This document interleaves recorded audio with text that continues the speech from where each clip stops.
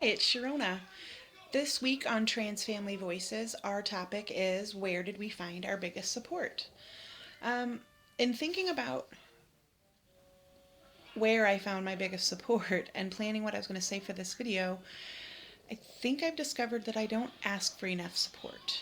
Um, I am supportive and I offer support, and that makes me feel good. But I think that I deal with a lot of things on my own and don't seek support. Um, I did co-create the family room because I was shocked that there wasn't any in-person support for what I was going through 5 years ago. Um, and now, at 5 years post transition, um, we're meeting regularly, we're doing these videos. I've developed closer relationships with the folks in the group that I can text and say, I'm a mess, can you talk? And we do. But before, pretty recently, I've used my friends for support. They haven't been able to offer maybe trans specific support, but been supportive just generally of I need to talk, I'm going through this and that.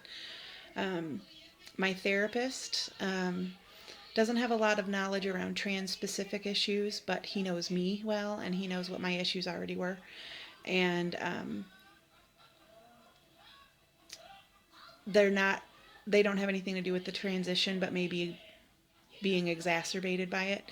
So he's very helpful in just giving me tools to deal with any anxiety or discomfort or questioning.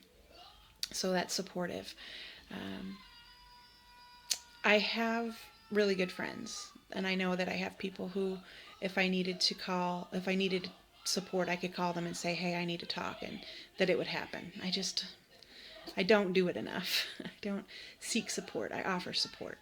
I did have a really good friend who we talked once a week on the phone for several hours a week for about 2 years. And so I can't help but think that they were very supportive to me in the process with me just processing my feelings and whatnot.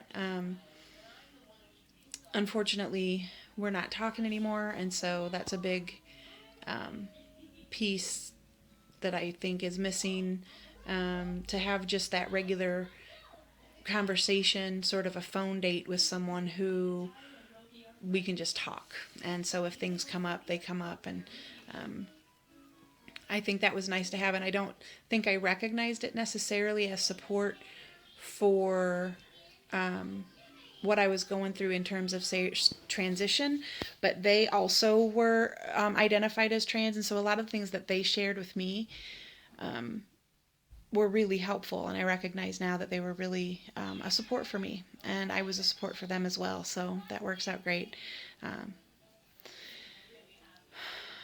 I guess I just don't have as much to offer in the video this week as some other folks might, because while I have a lot of supportive people around me and a lot of ways to be supported, I guess I just don't really seek it.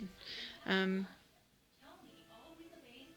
that's probably something I need to look at in myself and try to ask for help more, because it certainly hasn't been um, all sunshine and lollipops. There's been some really hard times. And I'm sure that I've reached out and received the support I needed because I've never felt like there was no one there for me.